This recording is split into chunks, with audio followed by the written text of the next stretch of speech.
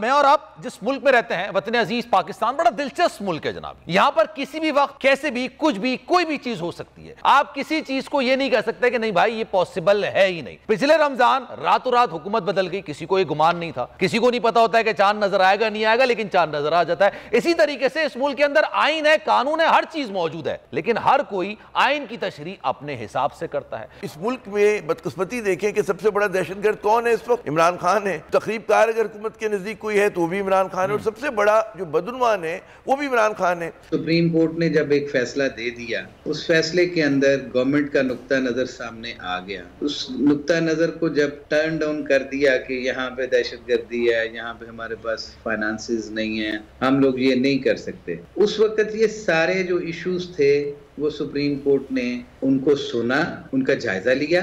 आइन के अंदर कोई उसकी गुंजाइश मौजूद नहीं थी, तो उन्होंने उसके मुताबिक फैसला कर दिया कि आइन के जो मैंडेट है उसके अंदर 90 दिन के अंदर फैसला होगा, इलेक्शंस होंगे। सदर पाकिस्तान ने उसमें दे दी।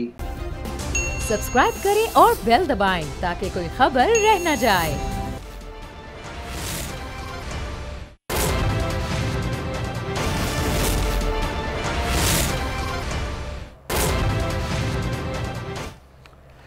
बिस्मिल्लाहिर्रहमानिर्रहीम, अस्सलामुअलैकुम। आप देख रहे हैं बोल न्यूज़ की खुसूसी नशरियात और मैं हूं आपका मेज़बान सलमान मिर्ज़ा। जनाब, मैं और आप जिस मुल्क में रहते हैं, वतन अजीज पाकिस्तान, बड़ा दिलचस्प मुल्क है जनाब। यहाँ पर किसी भी वक्त कैसे भी कुछ भी कोई भी चीज़ हो सकती है। आप किसी चीज़ को ये नहीं कह सकते कि नहीं भाई ये पॉसिबल है ही नहीं। पिछले रमजान रातों रात हुकूमत बदल गई, किसी को ये गुमान नहीं था, किसी को नहीं पता होता है कि चांद नजर आएगा नहीं आएगा, लेकिन चांद नजर आ जाता है। इसी तरीके से इस मुल्क के अंदर आइन है, कानून है, हर चीज़ मौजूद है, लेकिन हर कोई आइन की तशरीह अपने हिसाब से करता है। आइन पर अमल करे या नहीं करे, जिसका जोर है वो नहीं करता, जिसका जोर नहीं चलता वो कर रहा होता है। पाकिस्तान बड़ा दिलचस्प मुल्क है जनाब। अब खान साहब ने पंजाब और केपी इलेक्शन जो असेंबली थी उसको तहलील कर दिया। अब तहलील करने के बाद आइन के अंदर तो ये लिखा है कि जनाब असेंबली तहलील हो गई with in 90 days, not more than 90 days, not a single day more, एक दिन भी ज्यादा नहीं, विद इन 90 डेज आपको इलेक्शंस कराने। लेकिन यह आइन के अंदर लिखा हुआ है। हमारे यहां गुर्बत कम करना यह मसला नहीं है, हमारे यहां डॉलर बढ़ रहा है उसको कम करना यह मसला नहीं है, गरीब को 2 वक्त की रोटी फराहम करना यह मसला नहीं है। अब यह बहस का आगाज हो गया, भाई 90 रोज के अंदर इलेक्शंस होंगे नहीं होंगे। इलेक्शन कमीशन और गवर्नर सलीमुल्लाह और कलीमुल्लाह खेलते रहे काफी अरसे तक। फिर सुप्रीम कोर्ट में मामला गया, सुप्रीम कोर्ट ने खुद नोटिस लिया। फिर सुप्रीम कोर्ट ने कहा कि जनाब 90 डेज के अंदर कराने, अल्लाह अल्लाह करके किसी भी तरीके से 30 अप्रैल की डेट निकलकर सामने आई कि भाई 30 अप्रैल को पंजाब में इलेक्शंस होंगे। 2 दिन पहले इलेक्शन कमीशन ने जवाज बनाकर यह कहा कि नहीं जनाब इलेक्शंस तो इस दिन नहीं होंगे, इलेक्शंस अब अक्टूबर में होंगे। अब यह किस कानून के तहत हुआ है, किस तरीके के तहत हुआ है? आइन के अंदर दर्ज है कि जनाब इंटरम हुकूमत जो आती है, निगरां हुकूमत आती है, उसकी म्याद, उसकी जो म्याद है ना वो 3 महीने, उसके बाद वो एक्सपायर हो जाएगी। जैसे यूजुअली तौर पर आपने देखा ना, दवाइयां आप खरीदते हैं एक्सपायरी डेट लिखी होती है, तो निगरां हुकूमत की भी एक्सपायरी डेट मौजूद होती है। अब 3 महीने बाद पंजाब जो कि पाकिस्तान का सबसे बड़ा सूबा है, 12 करोड़ आबादी है, अगर ये यूरोप में होता तो आप यकीन जानिए 4था या 5वां बड़ा मुल्क होता। पिछले 1 साल से इस सूबे के अंदर क्या हो रहा है यह आपके सामने है। इसी पर मजीद बात करेंगे जनाब, खान साहब खिताब भी करेंगे और कल जलसा भी है, उस हवाले से भी बात करेंगे। लेकिन इन तमाम टॉपिक्स पर बात करते हैं। आमिर ज़िया साहब हमारे साथ मौजूद हैं, सीनियर तज़कियाकार हैं। इश्तियाक अहमद साहब हमारे साथ मौजूद हैं। आबिद ज़ुबैरी भी मुझे ज्वाइन करेंगे और इमरान रियाज खान भी थोड़ी देर में मुझे ज्वाइन करेंगे। Starting from you Aamir Zia sahab. Sir ये मुझे समझ नहीं आता, मतलब आप लोग चीजें प्रिडिक्ट करते होंगे ना, हम आपसे पूछते हैं सर 1 हफ्ते बाद क्या हो सकता है पाकिस्तानी सियासत में, तो वो आइन के हिसाब से, खबरों के हिसाब से प्रिडिक्ट की जा सकती है।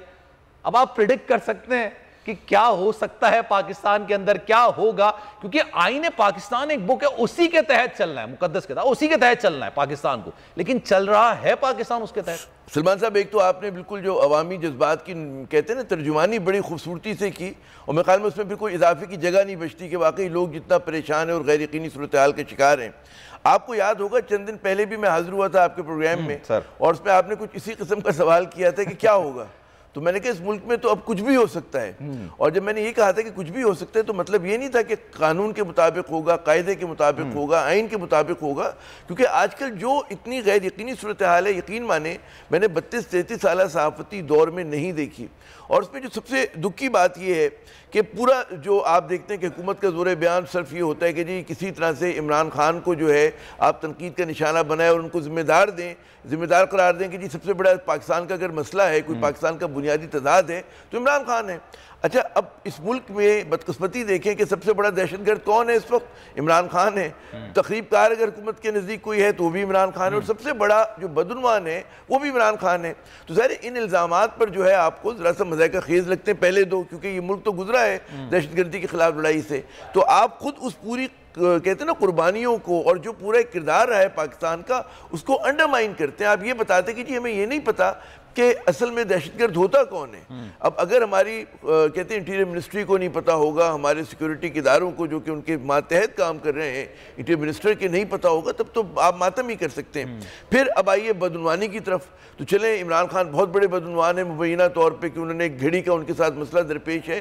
तो ये मुझे बताइए कि शहबाज शरीफ साहब कितने ईमानदार हैं? ये फिर कोई हमें बताए कि जनाब नवाज शरीफ साहब खुद बताते खुद कितने ईमानदार हैं, उनका जो खानवादा है, उनके जो अरीब करीब हैं, हाली मवाली हैं। तो ये जो आजकल एक बड़ा मतलब है कि एक जुमला चल रहा है कि जी लेवल प्लेइंग फील्ड हुकूमत की तरफ से आता है, तो इसका मकसद ये नहीं होता कि इंपॉर्टेंट एक और जुमला तराजू वाला भी है जी। तो लेवल प्लेइंग फील्ड जो है वो ये नहीं कहते कि जी बराबरी हो, वो चाहते हैं कि जी लॉपसाइडेड हो जाए, झुकाव उनकी तरफ हो जाए, क्योंकि कोई मुआवजा बनता नहीं। मैं कई मरतबा कि शरीफ खानदान और इमरान खान का कोई मुआवजा नहीं है। मतलब है कि सिर्फ आपके वज़ीर आज़म पे जो बैठे हुए हैं आज, उन पे 16 अरब का एक है मनी लॉन्ड्रिंग का केस जो एकदम गायब हो जाता है। उनको मतलब है कि अगले दिन फैसला होना होता है और जनाब वो अगले एक दिन पहले वज़ीर आज़म बन रहे होते हैं। तो इस मुल्क में बड़ी बड़ी फिर मैं उसी घूम कर आता हूँ, बात को समेटते हैं कि इस मुल्क में क्या होने वाला है सुबह का मैं कुछ नहीं कह सकता, आप भी कुछ नहीं कह सकते। यकायक हमारी एक दिन आँख खुलेगी तो कुछ का कुछ हो जाएगा, क्योंकि जब आप कानून के रास्ते रोकते हैं, आइनी रास्ते रोकते हैं, जमहूरी रास्ते रोकते हैं, तो फिर तो शिद्दत पसंदी होती है, फिर लाकानूनियत होती है। और बदकिस्मती देखें कि हमारे मुल्क की जो एक पूरी पोलिटिकल इस्टेब्लिशमेंट है, जिसमें कितनी 12-13 जमातें शामिल हैं, पाकिस्तान पीपल्स पार्टी से लेकर मुत्तहिदा कौमी मूवमेंट पाकिस्तान और फिर मुस्लिम लीग नून और जमीयत उलमा इस्लाम और फलां और ढिमका, तो उनको वो खुद जो जमहूरियत के चैंपियन बनते थे, आज जो है वो जमहूरी अमल से भाग रहे हैं। वो चाहते ही नहीं कि किसी भी कीमत पर इंतखाबात हों। और जो कि लोग पूछते थे कि जी इंतखाबात होंगे, मैं हमेशा कहता था कि मुझे डाउट है कि पंजाब में इंतखाबात नहीं होंगे, और अब ये कह रहे हैं कि जी 8 अक्टूबर को होंगे। तो मैं आपको यकीन दिलाता हूँ कि मुझे इस चीज़ पे बिल्कुल डाउट है, मैं इसकी बिल्कुल मेरे सामने सवाली निशान है कि 8 अक्टूबर को भी होंगे नहीं होंगे, क्योंकि जो भी ये तादीलें पेश कर रहे हैं वो बड़ी ही भोंडी तादीलें हैं। दहशतगर्दी की तादील इस मुल्क में 2008 में, 13 में, 18 में कई ज़्यादा दहशतगर्दी थी, और क्या गारंटी कि अक्टूबर 2023 में दहशतगर्दी बढ़ ना चुकी हो। माशी हालात जो आज हैं, तो मुझे तो जो इस वक्त अंदेशा है, वो भी आगे चल के प्रोग्राम में बात करते हैं कि इतने दिगरगू हो गए हैं कि अक्टूबर तक कौन जीता है तेरी जुल्फ के सर होने तक। सलमान साहब आप सर बिल्कुल दुरुस्त बात कर रहे हैं, लेकिन सर एक जैसे अमेरिका में इंतखाबात होने होते हैं, गालिबन अगर मैं सही हूं नवंबर में पहला मंगल आएगा, आपने इंतखाबात कराने, उसमें कोई दूसरी बात नहीं है ना, कोई दूसरी बात नहीं होगी, इसमें कोई सवाल पैदा नहीं होगा, कोई भी टीवी पे बैठ के ये अभाम क्रिएट नहीं करेगा, कोई कंफ्यूजन क्रिएट नहीं करेगा भाई ट्यूसडे को इंतखाबात होंगे नहीं होंगे। अमेरिका जैसे मुल्क के अंदर, आप भारत के अंदर डेमोक्रेसी ले लें, एक हुकूमत बन गई है, वो बन गई है, अब हर हाल में वो 5 साल पूरे करेगी। तो हमारे मुल्क में क्यों ये सवालात क्रिएट किए जाते हैं जो सवालात के जवाब ऑलरेडी आइन के अंदर मौजूद हैं? अब सर ये सबसे बड़ा सवाल, अगर चलें आप अक्टूबर में करा ही लेते हैं, सर ये म्याद तो 3 महीने की होती है ना, उसके बाद तो ये इंटरिम गवर्नमेंट होती है या ये निगरां हुकूमत होती है, ये तो एक्सपायर हो जाती है, इसका मुद्दत ही खत्म हो जाती है। अगर ये एक दिन भी इससे ज्यादा रहेंगे तो बकौल एतजाज हसन साहब ये काबिज तस्वुर किए जाएंगे, और काबिज के लिए आर्टिकल 6 है। तो सर ये बाकी के 5 महीने कौन चलाएगा हुकूमत? मुझसे जी सर, आपसे जी। अच्छा, बात ये कि बड़ा ही आपने मजेदार नुक्ता उठाया है, क्योंकि इसमें मेरे ख्याल में इतनी बात नहीं हुई है कि एक तो पहली बात हमें समझनी चाहिए कि ये जो आपकी हुकूमत है, जो केयर टेकर गवर्नमेंट है, ये खुद अभी मुतनाज़ा हुकूमत है। इसके अमल पर, इसके सिलेक्शन पर सवालिया निशान है। फिर उसके बाद इख्तियार में आने के बाद जो कुछ किया मोहसिन नकवी साहब ने खुसूसन, तो उसमें और लोग जो हैं वो इसकी कहते हैं कि जनाब ये गैर जानिबदार नहीं, जानिबदार हुकूमत है। अब अगर आप फ़र्ज़ करें कि अक्टूबर तक मामलात दिल चलने हैं, तो क्या अक्टूबर तक मोहसिन नकवी साहब जो है वज़ीर आला रहेंगे? क्या जो उनकी एक हैंड पिक काबीना है उसी तरह काम करती रहेगी, उसी तरह से इंतकामी कार्रवाइयाँ होती रहेंगी सियासी कारकुनों के ख़िलाफ़, सहाफ़ियों के ख़िलाफ़, और वो लोग कि जो लोग डिसेंटिंग वॉइसेस हैं, जो आपसे खिलाफ करने की जसारत करते हैं? तो ये एक बहुत बड़ा सवाल है और मेरे ख्याल में इसका कोई आसान हल तो बहुत ये है कि जी आप कानून पे अमल करें, आप आइन पे अमल करें। क्या ये मुमकिन है कि जनाब पंजाब असम्बली बहाल कर दें? मतलब है अब अगर इतने ही पहिया उल्टा चल रहा है इस मुल्क में, मतलब है कि शहर नापुरसा मुल्क नापुरसा बन गया हमारा मुल्क, कुछ भी हो सकता है, तो भाई फिर क्यों मोहसिन नकवी किस आइन के तहत, किस कानून के तहत, किस अखलाकी उस जवाब के तहत रहेंगे? तो ये एक सवाल है इसके ऊपर। और मेरे ख्याल में देखिए जो बड़े परेशानी की बात है कि ये लोग इक़्तिदार से चिमट के रहना चाहते हैं, लेकिन इनके पास कोई मंसूबा नहीं है, कोई हिकमत अमली नहीं है कि पाकिस्तान के मसाइल का हल पेश करें, माशी मसाइल का, सियासी अदम इस्तेहकाम को, और जो गैर यकीनी सूरत फैली। ठीक है सर, इश्तियाक अहमद साहब हमारे साथ मौजूद हैं, जरा उनको भी शामिल गुफ्तगू करते हैं। इश्तियाक साहब, सर ये कानूनी तौर पर मैं चाहूंगा सर आप इस पे रोशनी डालें। अगर ये लिखा हुआ है आइन के अंदर और आइन के तहत ही मुल्क चलना है ना, मुल्क चलता ही आइन के तहत ही है, बड़ी मुश्किल से हमें आइन मिला, अब उसके तहत मुल्क को आगे चलना है। अब 3 महीने के अंदर आपने at any cost, care taker हुकूमत आई है, उसने हर हाल में इलेक्शंस करवाने हैं और 21 डेज और वो रह सकती है, उसके बाद आपने इक़्तिदार नई आने वाली हुकूमत के हवाले कर देना है। ये तमाम चीजें लिखी हुई हैं, ये तमाम चीजें जस्टिफाइड हैं। सर ये अगर अक्टूबर में इलेक्शंस होते हैं, एक सेकंड के लिए मान लिया जाए कि चलें अक्टूबर तक हो जाते हैं, तो बीच में ये क्या होगा? केयर टेकर हुकूमत इतना देर तक इसको प्रोलॉन्ग कर सकती है? सबसे पहले तो बात यह है कि ये सिर्फ और सिर्फ आईने पाकिस्तान के अंदर दर्ज नहीं है, इसके ऊपर सुप्रीम कोर्ट अपना क्लियर कट वर्डिक्ट दे चुकी है। सही है। ये सिर्फ और सिर्फ आइन की बात होती तो उसकी तशरीह तो हमारे माशाल्लाह बहुत सारे वजीर ऐसे बैठे हैं जो सुप्रीम हर कोई अपने हिसाब से कर रहा होता है, अपनी मनपसंद तरीके से। जी, तशरीह जजमेंट की भी तशरीह जो है वो 5 मेंबर बेंच को 7 मेंबर पे ले जाते हैं और 9 पे ले जाते हैं, वो तो तशरीहात होती रहती हैं। देखें, सुप्रीम कोर्ट ने जब एक फैसला दे दिया, उस फैसले के अंदर गवर्नमेंट का नुक्ता नज़र सामने आ गया। उस नुक्ता नज़र को जब टर्न डाउन कर दिया कि यहाँ पे दहशतगर्दी है, यहाँ पे हमारे पास फाइनेंसेस नहीं है, हम लोग ये नहीं कर सकते, उस वक्त ये सारे जो इश्यूज थे वो सुप्रीम कोर्ट ने उनको सुना, उनका जायजा लिया। आइन के अंदर कोई उसकी गुंजाइश मौजूद नहीं थी, तो उन्होंने उसके मुताबिक फैसला कर दिया कि आइन के जो मैंडेट है उसके अंदर 90 दिन के अंदर फैसला होगा, इलेक्शंस होंगे। सदर पाकिस्तान ने उसमें दे दी, तारीख दे दी, उसके बाद कागजात नामजदगी जमा हो गए, शेड्यूल आ गया, उसके सारे प्रोसेसेस कंप्लीट हो गए। हैरानगी तो इस बात की है कि एक जॉइंट सेशन जो है वो बुलाया जाता है, जॉइंट सेशन बुला के वहां पे चंद तकारीर करवाई जाती हैं, लोगों के जाती नुक्ता नज़र को सामने रखा जाता है, और फिर अचानक शाम के वक्त इलेक्शन कमीशन को एक ख्याल आता है और वो कहते हैं कि जी हमने जो इलेक्शन शेड्यूल दिया है उसको हम वापस लेते हैं। कौन से ऐसे मारूजी हालात बन गए थे उस असेंबली के अंदर, उस जॉइंट सेशन के अंदर, कौन सी ऐसी बात नई कर दी गई थी जिसको सामने रखते हैं? इश्तियाक साहब, मैं यही आपकी बात से एक काउंटर में यहाँ पे ये भी करूंगा। सर मेरी बात सुनिएगा, फिर आप इस वेरी साहब ने ज्वाइन की भी जरा बात करूंगा। इश्तियाक साहब ये बताइएगा, लेट्स सपोज मुल्क में ये इदारा जो बनाया गया है इलेक्शन कमीशन, ये इलेक्शंस कराने के लिए बनाया गया, इसके अलावा तो इनकी कोई और जिम्मेदारी है नहीं, इसी चीज की तनख्वाह भी लेते हैं, इसीलिए इदारा बनाया गया। लेट्स सपोज अगर वो कहते हैं कि जनाब हमें सिक्योरिटी फराहम करने के लिए एहलकार नहीं मिल रहे हैं, लेट्स सपोज वो कहते हैं कि हमारे पास बजट नहीं है, हम इलेक्शंस नहीं करा सकते, तो सर इसमें सीधा सीधा मुस्ताफी होना तरीका नहीं है कि भाई हमारा ये आइन के अंदर दर्ज है कि हमने 3 महीने के अंदर इलेक्शंस कराने, लेकिन चूंकि हमारी मावनत नहीं की जा रही मुख्तलिफ जगहों से, तो इसलिए हम काम नहीं कर सकते, हम रिजाइन करते हैं। सर ये एक जस्टिफाइड तरीका नहीं होना चाहिए था। What do you think? मैं आपको एक बात बताऊं, एक आपने नया रास्ता खोल दिया है। ये तो इनसे रिजाइन भी ले लेंगे। ये जो लोग इलेक्शन को, सुप्रीम कोर्ट के ऑर्डर को फ्रस्ट्रेट करके इलेक्शन को प्रोलॉन्ग करना चाहते हैं, इनका अगला रास्ता ये होगा कि जी 4 मेंबरान ने फैसला किया है कि हम रिजाइन करते हैं। इधर सुप्रीम कोर्ट अपने जजमेंट की इंप्लीमेंटेशन के लिए बैठती है, तो ये एक नया तरीकाकार भी इख्तियार किया जा सकता है।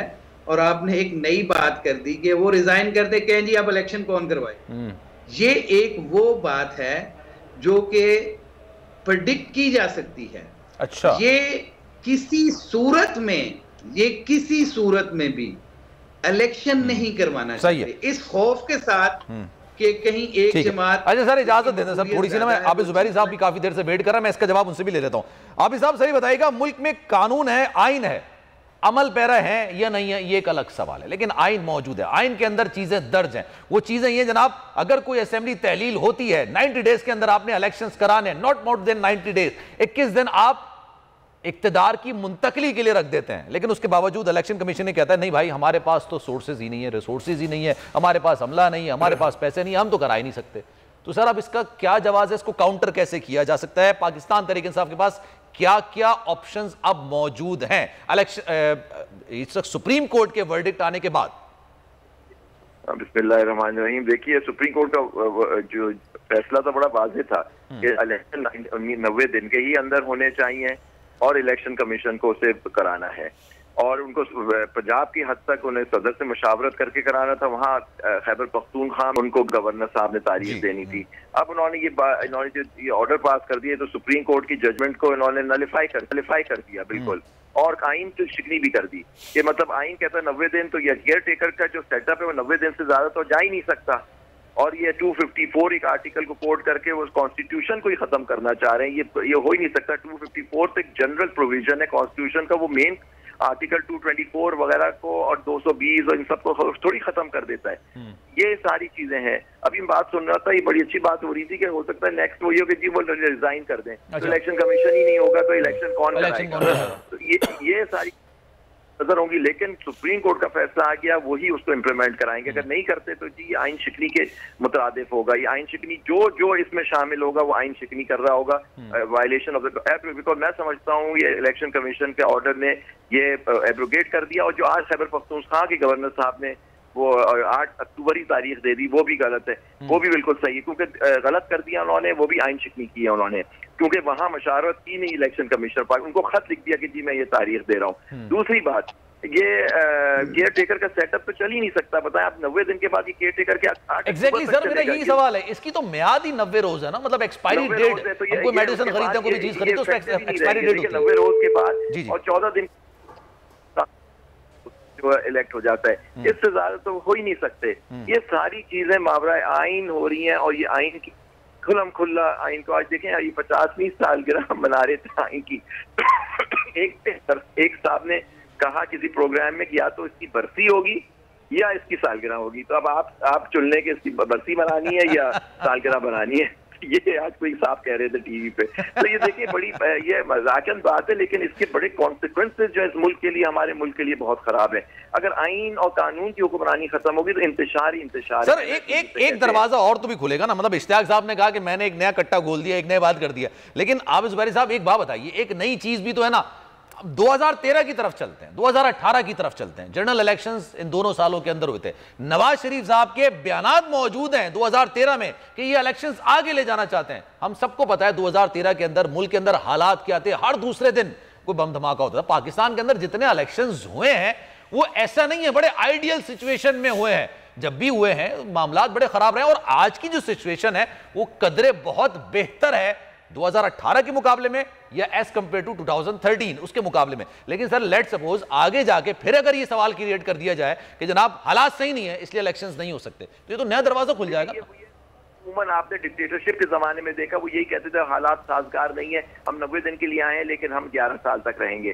तो देखिए ये सारे वही, अगर आप रिस्मिन आएंगे या तो वहाँ ब्रिटिश डिक्टेटरशिप थी, अब यहाँ सिविलियन डिक्टेटरशिप अगर आप मान लेते हैं, ये वो हो गई, तो हम आइन और कानून कहाँ गया, कोर्ट के जजमेंट ही नहीं माने जाएंगे तो ये खत्म हो गया ना, आइन तो खत्म हो गया आज आपका। अगर इस तरह की ये बातें होंगी, आप 2008 को क्यों भूल गए कि उस दिन उधर भी तो वहाँ इतना बड़ा सानिया हुआ था, बेनजीर भुट्टो साहिबा शहीद की शहादत हुई थी, उसके बाद भी आइन उसमें थोड़े से इलेक्शन को आगे पोस्टपोन करके आगे किया गया था। और आपको पता है 18वीं तरमीम में एक आर्टिकल कॉन्स्टिट्यूशन में ऐड किया गया 270 बीबी, जिसके अंदर उस इलेक्शन को जो अपनी मियाद से आगे हुआ था उसको कॉन्स्टिट्यूशनल कवर दिया एक अमेंडमेंट के थ्रू कि वो आइन के तहत माना जाएगा वो इलेक्शन 2008 का। यानी 90 दिन से आगे जाने के इतने कॉन्सिक्वेंसेज होते हैं कि उनको एक कवर देना पड़ा उस इलेक्शन एग्जैक्टली, और वो आइनी कवर होता है। अच्छा सर, इसी पर बात कर लेंगे क्योंकि मुझे एक ब्रेक का हमारे साथ मौजूद रहेगा। आमिर ज़िया साहब स्टूडियो में हमारे साथ मौजूद हैं, इश्तियाक अहमद साहब भी मौजूद हैं। एक ब्रेक ले लेते हैं, ब्रेक के बाद वापस आएंगे तो इन्हीं निकात पर मजीद बात करेंगे।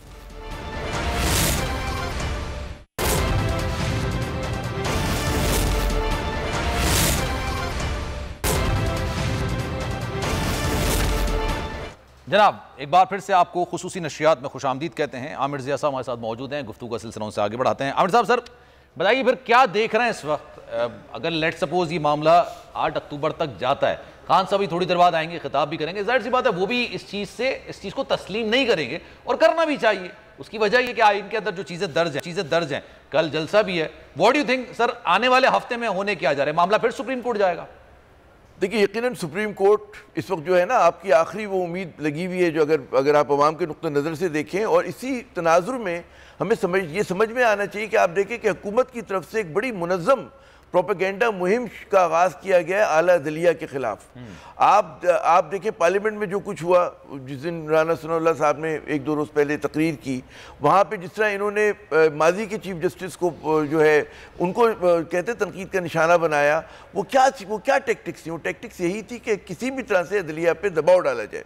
और फिर आप देखते हैं कि सिर्फ ये हुकूमत से वाबस्ता सियासतदान ही नहीं कर रहे, वो उनके मिनिस्टर्स नहीं कर रहे, बल्कि जो उनका इत्तेहादी मीडिया है उसने पूरी एक बदनाम करने के लिए कैंपेन का आगाज़ किया हुआ है।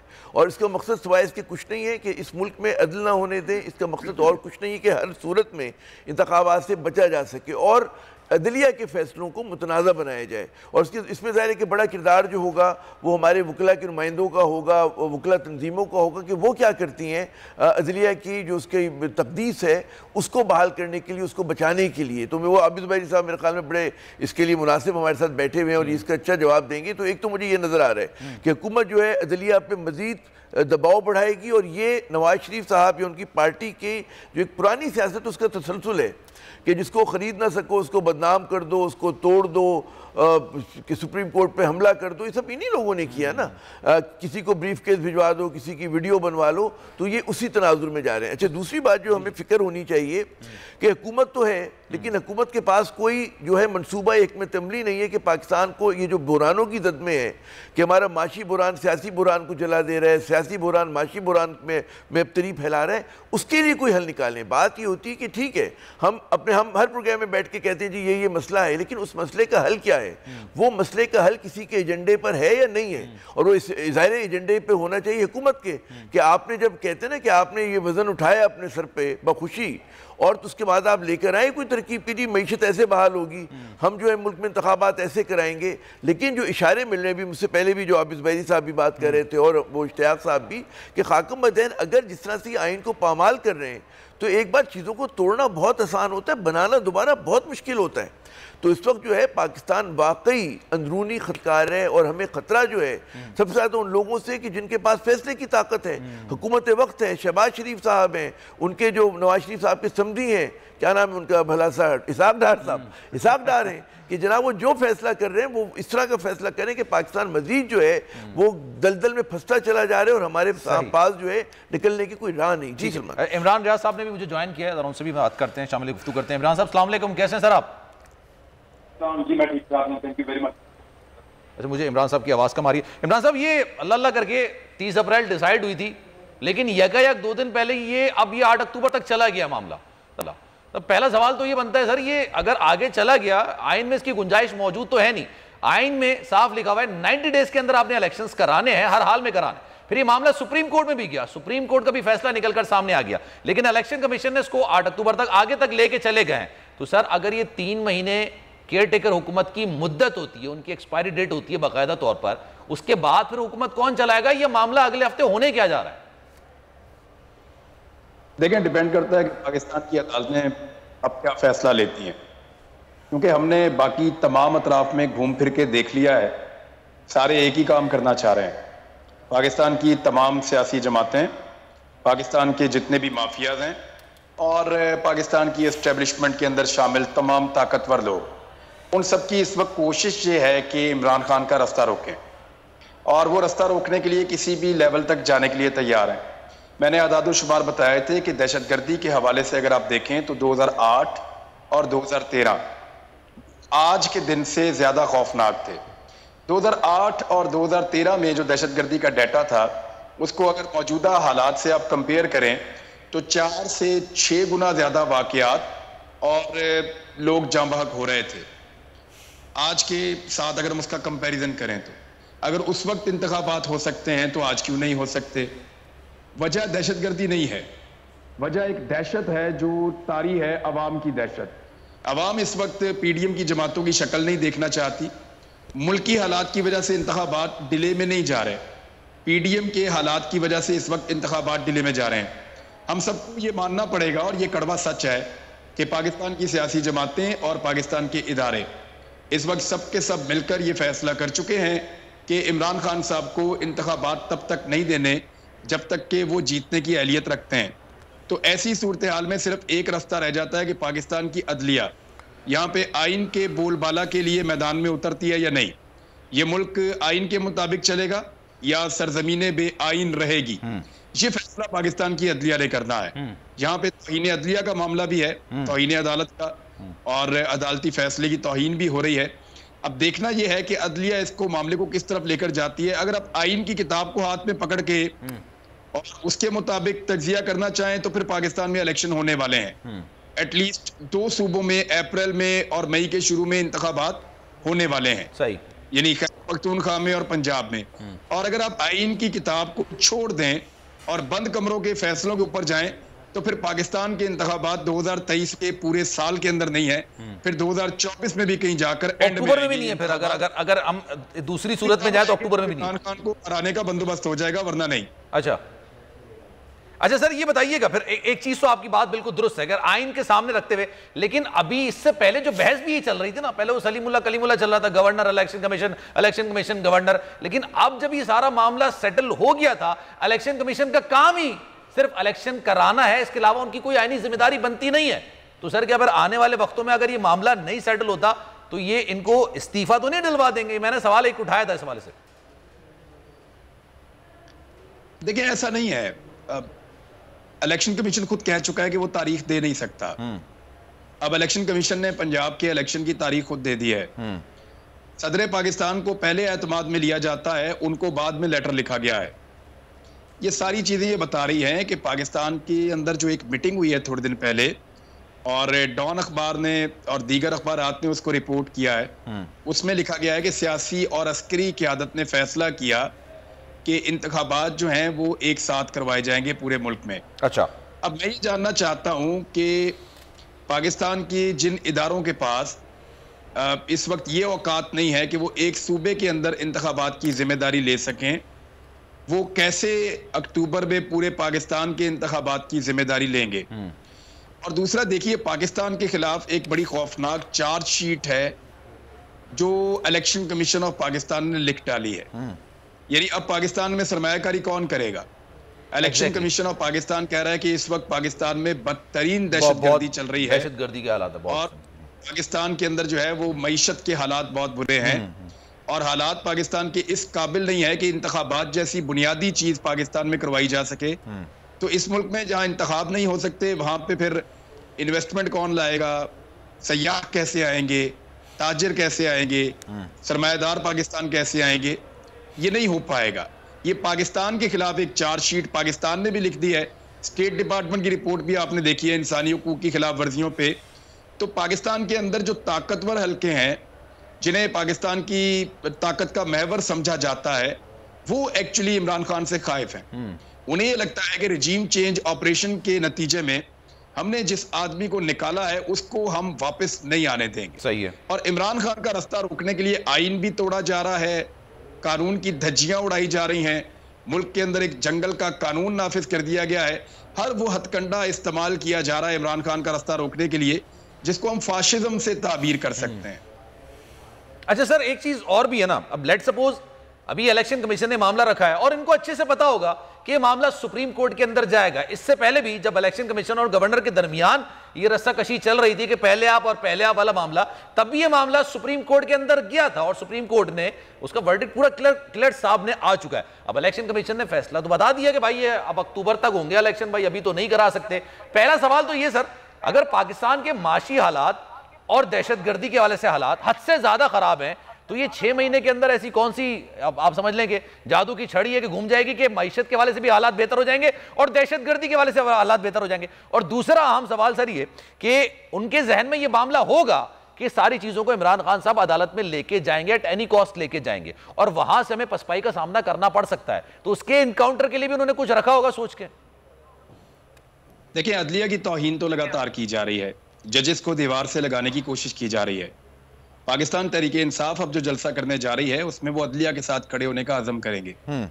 और अगर इमरान खान साहब एक बड़ा पावर शो कर पाते हैं, पाकिस्तान तहरीक इंसाफ के लोग और आम पाकिस्तानी अगर बड़ी तादाद में निकल कर ये साबित कर देते हैं कि वो रजीम चेंज ऑपरेशन को आज भी तस्लीम नहीं करते और वो पाकिस्तान में इंतखाबात चाहते हैं, तो फिर अदलिया की तवानाई कुछ और होगी। देखिए, हमें इस बात को मानना पड़ेगा, पाकिस्तान वो मुल्क नहीं है जहां पे अदालतें पूरी तरह से आजाद होती हैं।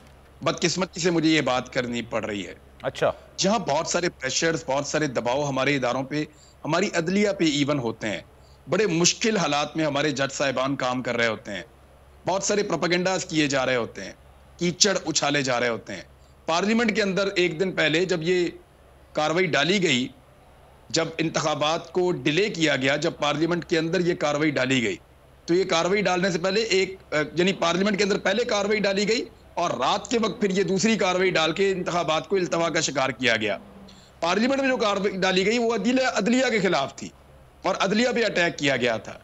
अब कौम को और वकला को अदलिया के साथ खड़े होना पड़ेगा, तभी हमारी अदलिया जो है वो इस प्रेशर एनवायरनमेंट के अंदर वो दुरुस्त फैसले इंशाल्लाह देगी और उसके नतीजे में पाकिस्तान में देखिए इंतखाब तो होना है, पाकिस्तान इंतखाब तो होना है और ये होना ऐसे है कि पाकिस्तान तहरीक इंसाफ और दीगर जमातें जाकर वहां पे अदलिया के अंदर इस इशू को उठाएं और वहां पे अदालत के सामने रखें कि जी आपका हुक्म था और ये इलेक्शन को ले गए अक्टूबर तक, आईने पाकिस्तान में इसकी गुंजाइश नहीं है, हमें हमारा इलेक्शन दिलवाया जाए, ये पाकिस्तानियों का हक है।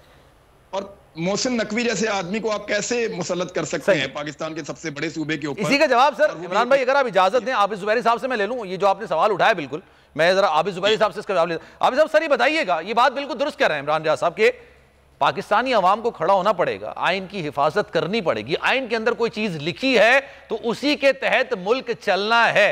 लेकिन लेट सपोज अगर खान साहब पाकिस्तान तहरीक इंसाफ इस सारे मामले को अदालत में लेके जाती है तो क्या क्या ऑप्शंस बाकी रहते हैं पाकिस्तान तहरीक इंसाफ के पास?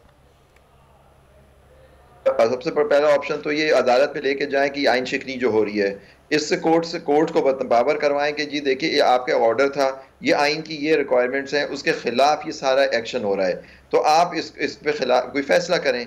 अब यहाँ बात ये हो रही है कि फैसला मानने को तैयार हैं या नहीं।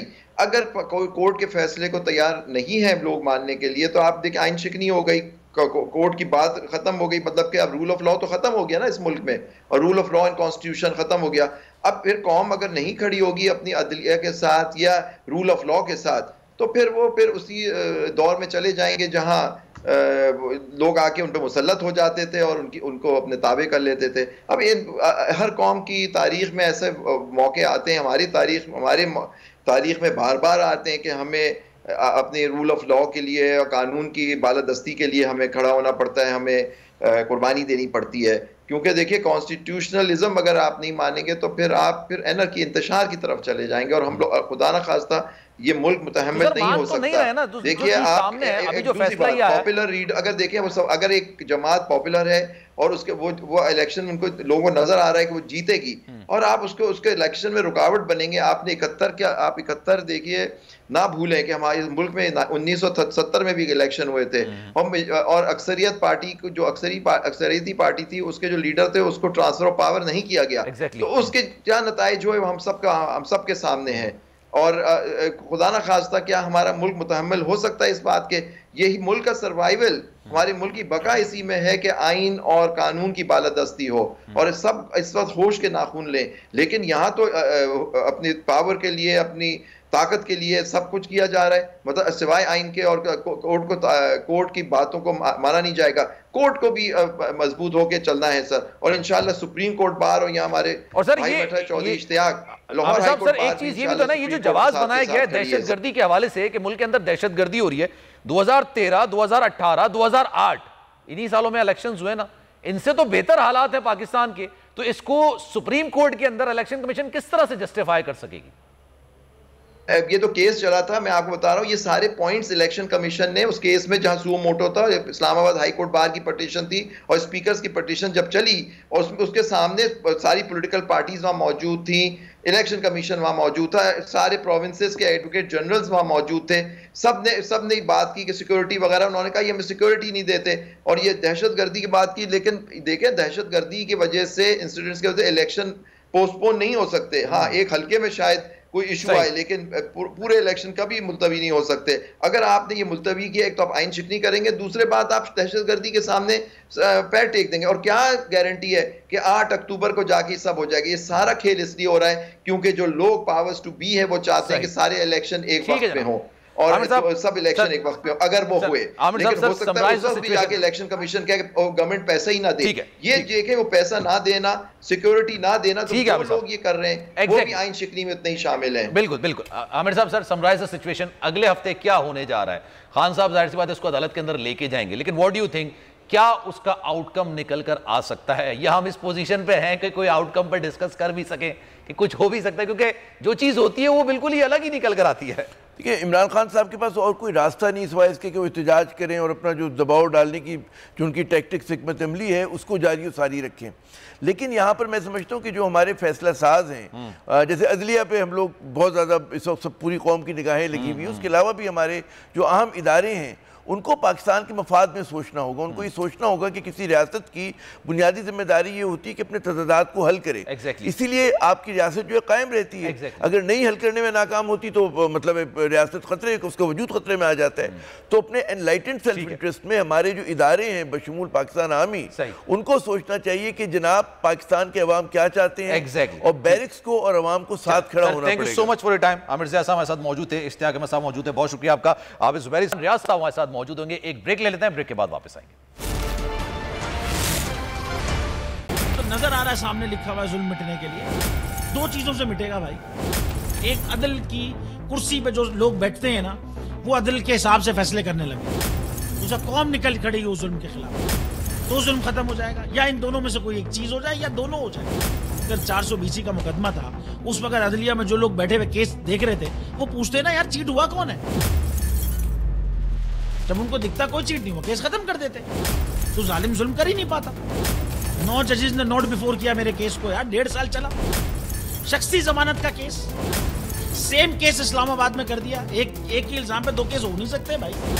मतलब 60 दिन का वक्त होता है, 102 दिन के बाद मैं जीत गया, केस बरी हो गया, 102 दिन के बाद अपील फाइल की, एक्सेप्ट कर ली। नहीं करते ना एक्सेप्ट, खत्म हो जाता ना जुल्म यार। भरी अदालत में मुझे बरी कर दिया, फिर पता नहीं क्या हुआ, 2.5 घंटे बाद का नोट बिफोर, मैं नहीं सुनता ये केस। खड़े रहते अपने फैसले, मिट जाता जुल्म। अल्लाह ताला ने बिठाया इस इन कुर्सियों पे इनको यार, ये अल्लाह ताला की तरफ से फैसले कर रहे हैं। तो या तो ये फैसले आएंगे, जुल्म मिट जाएगा, या कौम खड़ी हो जाएगी जुल्म के खिलाफ।